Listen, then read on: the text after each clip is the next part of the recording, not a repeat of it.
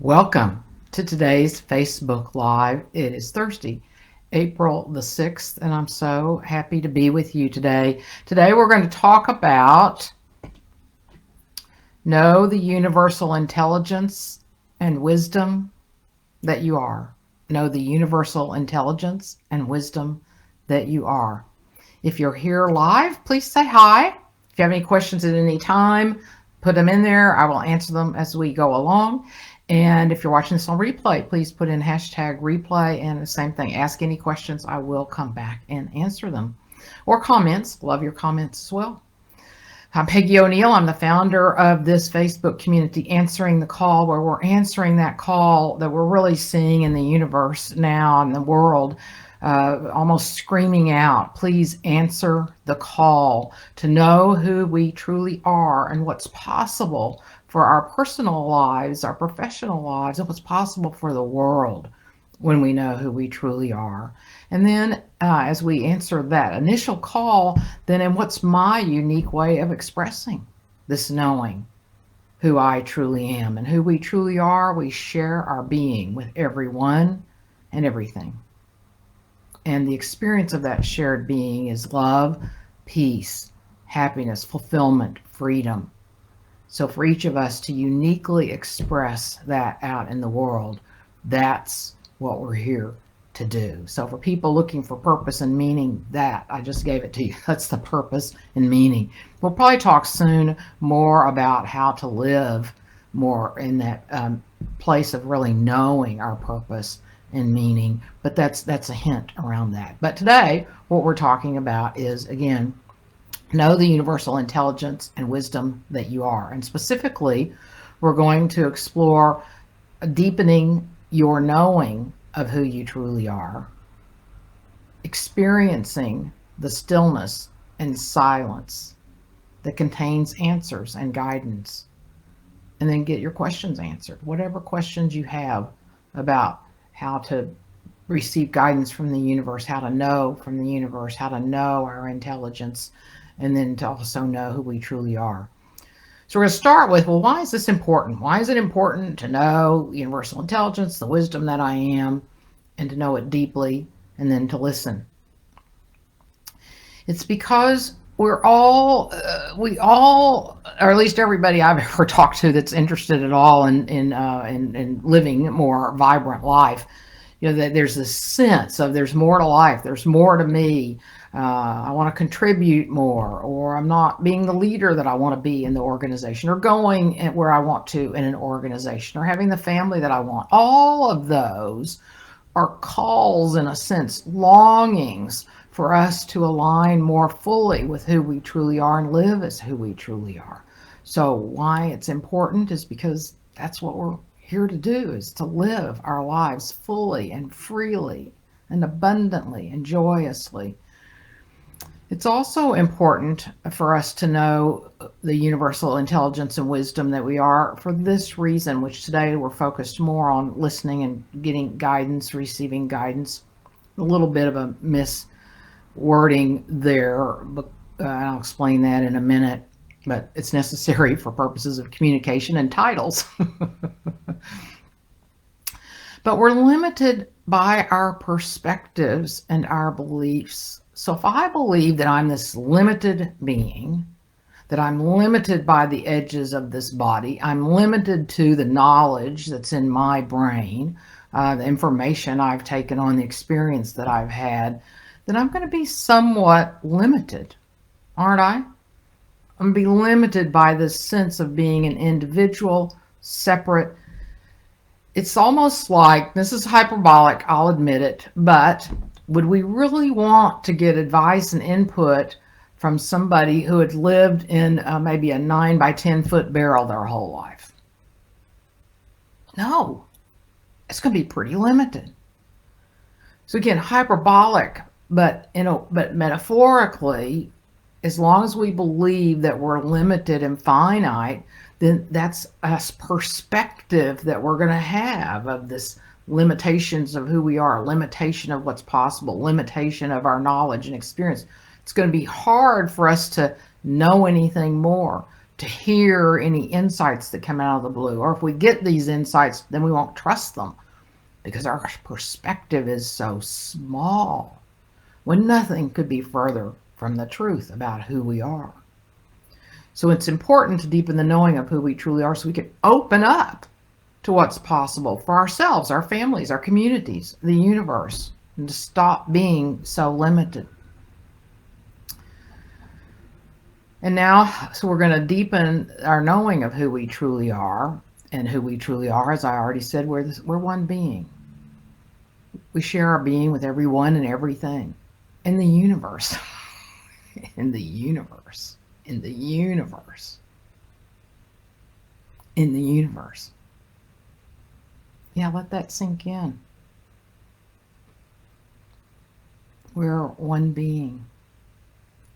You've heard me say this before, but we're like waves in the ocean. We're interconnected. Again, science tells us this. We're entangled. We're one being. It's one seamless reality. That's what's actually going on. One seamless reality. Look around you right now in your room. If you have a window, look outside. We're one being. You've created all of that. Not you, the separate self, not you with your mind. This is not New Age thinking. New Age says that it all comes from our mind. No, no, no. Our mind comes from who we truly are. Our mind is an expression of consciousness, who we truly are. So we're not our mind, and our mind doesn't create all this. Universal intelligence creates all of this. So look around. The universal intelligence that you are has created all the trees, the birds, everything that you see in front of you in your room. And think about it. Every tree on this planet is different.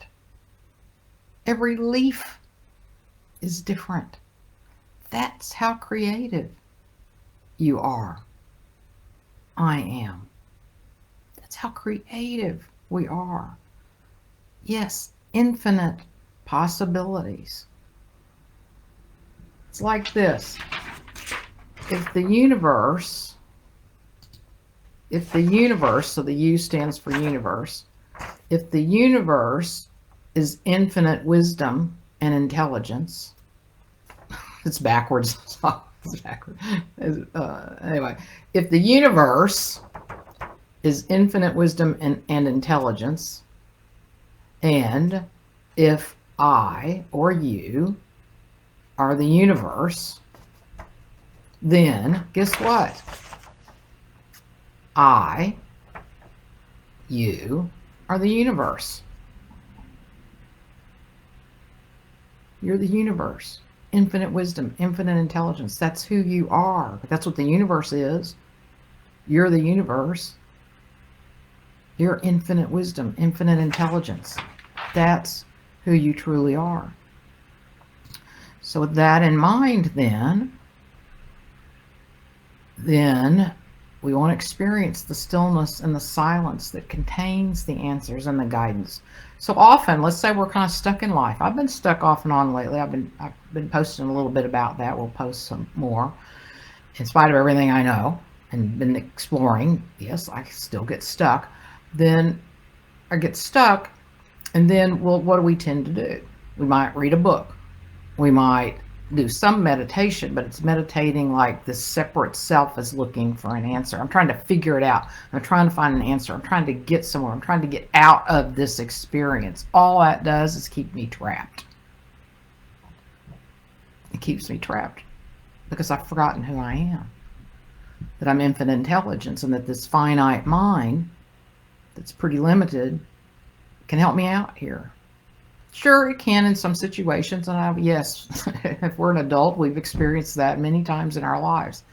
But now we're open to something more, something that's more aligned with reality, who we truly are, which is there's infinite information, knowledge, ideas, answers to questions. And so where that comes from is from the stillness and the silence, knowing who we truly are. So we're going to spend a few minutes here doing that right now. I'll walk you through some things, and then you can spend longer on your own. You can do this as often as you want, as little as you want, whenever it comes to you. Do it 5 minutes at a time, an hour at a time, 20 minutes. But it's in the stillness and getting used to the stillness and the silence. That's where it's that's where we nurture the ground, if you will. Then we're more likely to hear things, even if we're, got music blaring on the radio, driving down the street. Then we might notice something because we've stilled ourselves enough. We've gotten used to being still. So that stillness in the background that we've now become comfortable with and that we now know is always there, including even when the loud radio is going. So I'm more able to access that because I've spent time with it in stillness. So right now, unless you're driving, as you're listening to this, I invite you to close your eyes. If you don't want to close your eyes, look out 6 to 8 feet in front of you at a dot on the wall or a space on the floor and relax the muscles around your eyes. And take a deep breath and let it out. And just be still. I'll quit talking here in a second, but I'm going to walk you through a few things. One is, as you notice thoughts arising, which they will, that has nothing to do with quieting the mind. Nobody can quiet their mind unless possibly they're a meditator that's been doing it for 50 years on a mountaintop. It doesn't apply to normal, regular, everyday human beings. There's no way to still the mind. It's totally a misunderstanding of any sort of being quiet or even meditation. This is not meditation. Meditation, we're typically focusing on something, our breath, our trying to release our thoughts, that sort of thing. That's a focusing. We're relaxing the focus of our attention here, relaxing the focus of our attention. So if thoughts arise, just let them arise like clouds in the sky. You just don't focus on them. So thoughts arise, let them arise and let them leave. If you notice that they get your attention, you're not doing anything wrong. It's habit. Once you notice that your thoughts have your attention, then just say silently to yourself, relax the focus of attention. That's it. The same thing with any feelings that arise or anything else that gets your attention.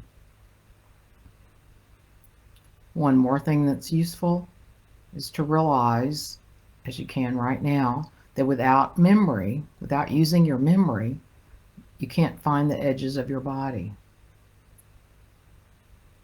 So notice you can't find the edges of your body. That's a big clue that you're actually one with everything.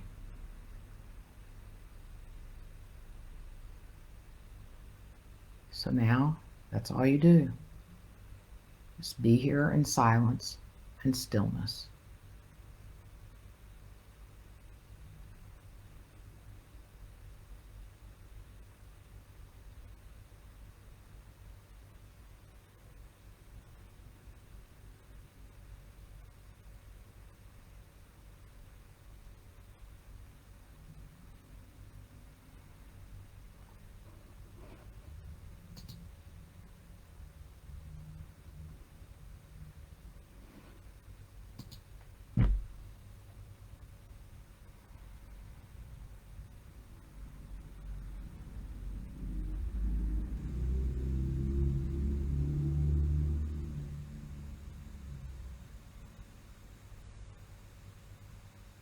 As thoughts arise, feelings arise, just silently say to yourself, relax the focus of attention.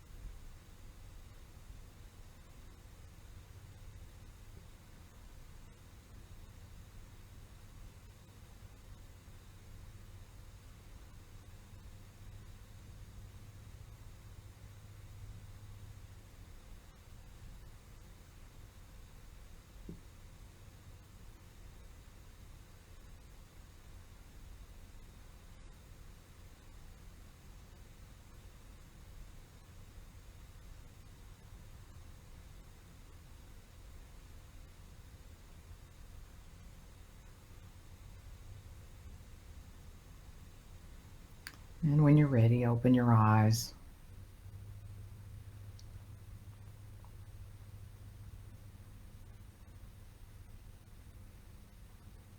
So you might notice that even though I'm talking about intelligence, guidance, I don't think I've mentioned yet, that the universe can answer our questions. I'll come back to that in a minute.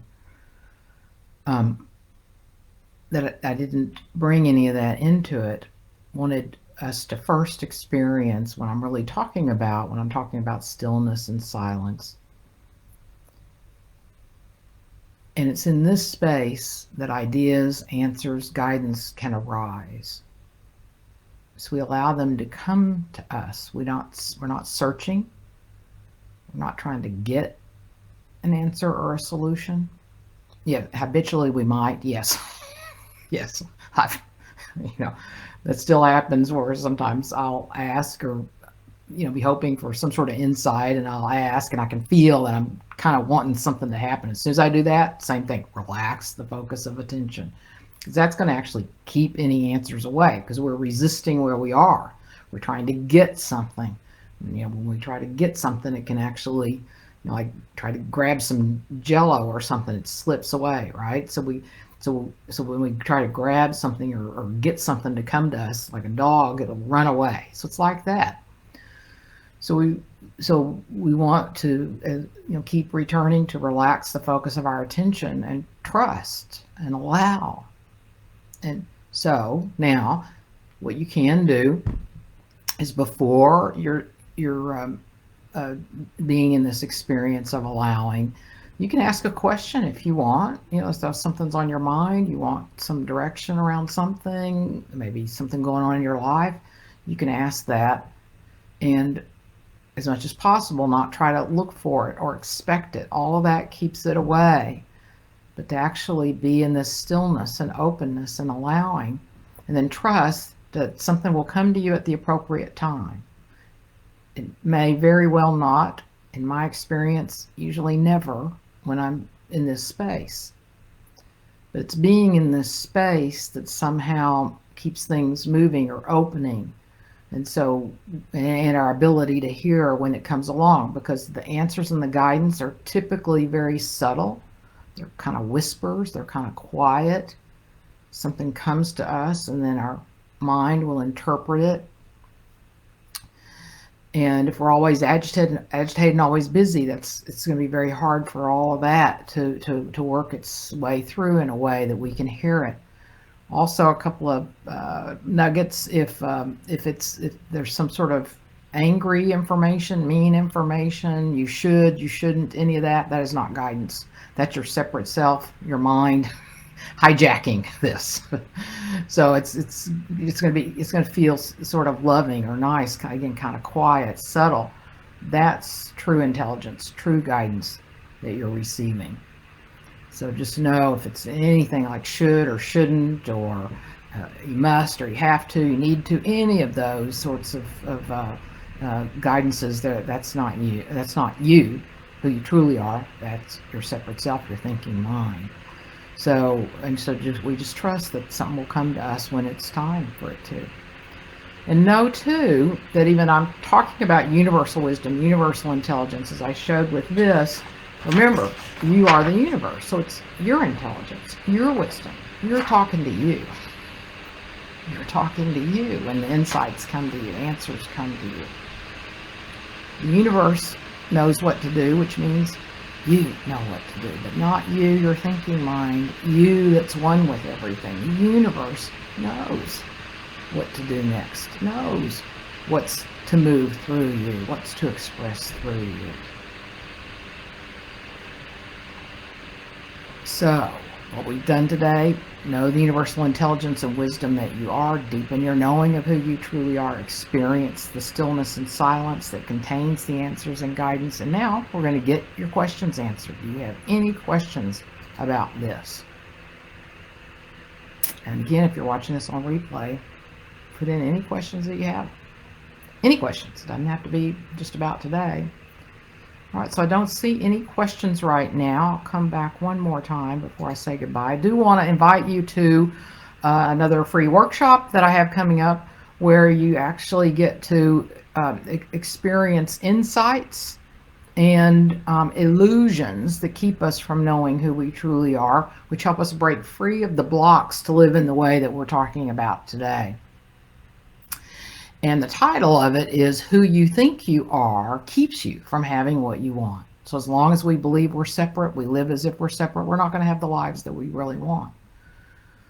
So who you think you are keeps you from having what you want. So I'd love for you to join us. It's on a Tuesday, April the 18th, starting at noon for 90 minutes.